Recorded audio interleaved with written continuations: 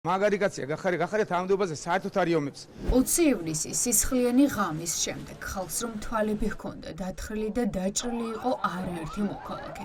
ასე ამართლებდა ბიძინა ივანიშვილი გიორგი გახარიას.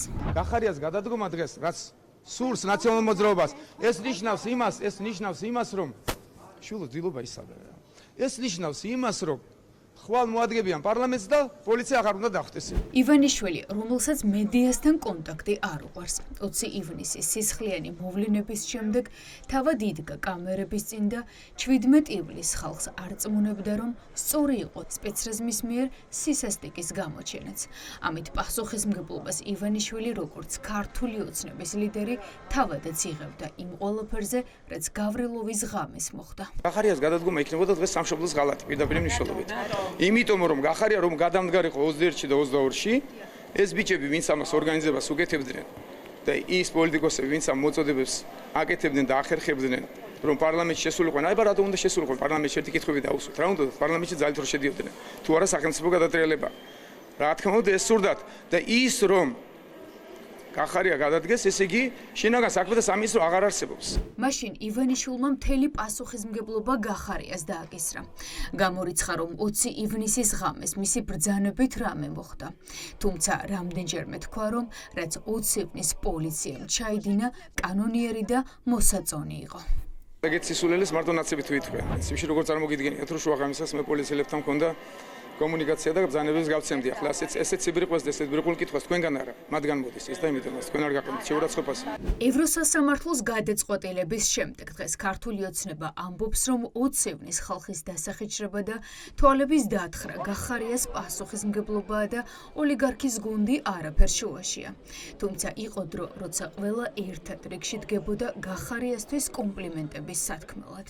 გიორგი არის ერთ-ერთი რეიტინგული მინისტრი იყო ოცნების გუნდში. საზოგადოების დამოკიდებულება და განწყობა ჩვენ ვნახეთ გუშინ, თუ რამდენად დიდი აღფრთოვანება მოყვა გახარიას კანდიდატურის წარმოდგენას, თუმცა რა თქმა უნდა არის ადამიანების ჯგუფი, ვინც ეწინააღმდეგება ამას, ნორმალურია ხა, ხო? დღეს ევროსასამართლოში 6 წლიანი დავა ქართულმა ოცნებამ წააგო და ხალხმა მოიგო. სტრასბურგმა დაადასტურა, რომ ოლიგარქ ივანიშვილის ძალამ ევროკონვენციის არაერთი მუხლი დაარღვია.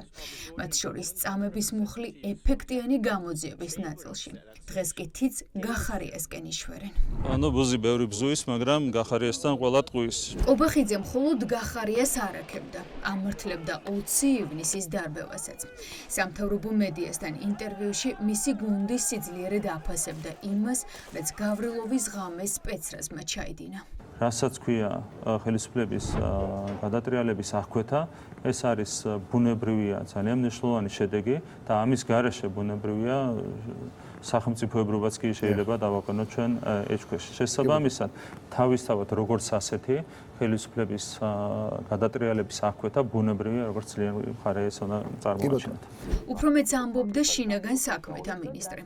გომელაური ამართლებდა რეზინის ტყვიების და ყველა იმ სპეცსაშუალებების გამოყენებას, რამაც ხალხს გამოუსწორებელი ზიანი მიაყენა.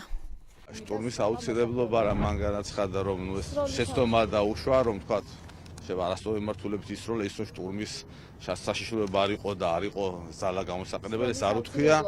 სროლის აუცილებლობა იმ შემთხვევაში კონკრეტულად სადაც ამან გაისროლა ალბათ და დააზიანა თქვათ მოქალაქე რომელიმე. ამაზე იყო არა თლიან ოპერაციაზე არ შეუფასებია ამ ადამიანს და არც აქვს უფლება რიგითმა სპეცნაზებმა შეაფასოს თუ იყო აუცილებლობა შტორმის და სპეცოპერაციის. რა თქმა უნდა საჭირო იყო. გახარიას მხოლოდ არაქებდნენ. ის პრემიერადაც წარადგინეს. ამით ქართულმა ოცნებამ ხალხს უთხრა, რომ ივანიშვილის კარზე ფასობდა ყველა, ვინც ამბოხებული მოქალაქეების წინააღმდეგ განსაკუთრებულ სისასტიკეს იჩენდა. ქართული ოცნება არ ასახელებს პრემიერ-მინისტრობის კანდიდატს, ჩვენ ასახელებთ მომავალ პრემიერ-მინისტრს. ადამიანს, რომელსაც საუკეთესოდ გამოარჩევს სწორედ პატრიოტიზმი და პროფესიონალიზმი, რომელსაც აქვს ლიდერობისა და მართვის გამორჩეული უნარი. სცენაზე ვთხოვ საქართველოს მოქმედ და მომავალ პრემიერ-მინისტრს ბატონ გიორგი გახარიას. სწორედ გიორგი გახარიას პრემიერ-მინისტრობა ჭირდება ჩვენს ქვეყანას იმისათვის, რომ საბოლოო წარმატებით დაძლიოს პანდემიით გამოწვეული პრობლემები და განაგრძოს სწრაფი განვითარების გზა ჩვენი ქვეყნისა და ხალხის საკეთილდღეოდ. ოლიგარქ ივანიშვილის პარტიაში ყველა ისე ფიქრობს, როგორც ერთი კაცი. გახარიას მაქებარი განცხადებების საპირისპირო გზავნილებით შეიცვალა, რაც ივანიშვილმა მისი ყოფილი რჩეული მოღალატედ გამოაცხადა, ქება გინებამ ჩაანაცვლა. ბიძინა ივანიშვილი მის ამგვარ გასაოცარ საქციელს თქვენ სავსებით მართალი ბრძანდებით, ღალატის ტოლფას ქმედებად აფასებს და რა ჰქვია ამ საქციელს თუ არა სწორედ ღალატი იმედგაცრუება, ვინაიდან ძალიან სალაპარაკო ენაზე რომ ვთქვა, მეც დამრჩა განცდა, რომ ლიდერმა უბრალოდ აიღო და ჩვენ დავყარა ასე და მიგვატოვა. ეს ერთი რეპორტაჟი ვერ დაიტევს ყველა ქებას და 20 ივნისის დარბევის გამართლებას, რაც ქართული ოცნების კისერზეა. დრო მიდის, კადრები კი რჩება, კადრები, რომელიც ამ ქვეყნის ისტორიას აღწერს.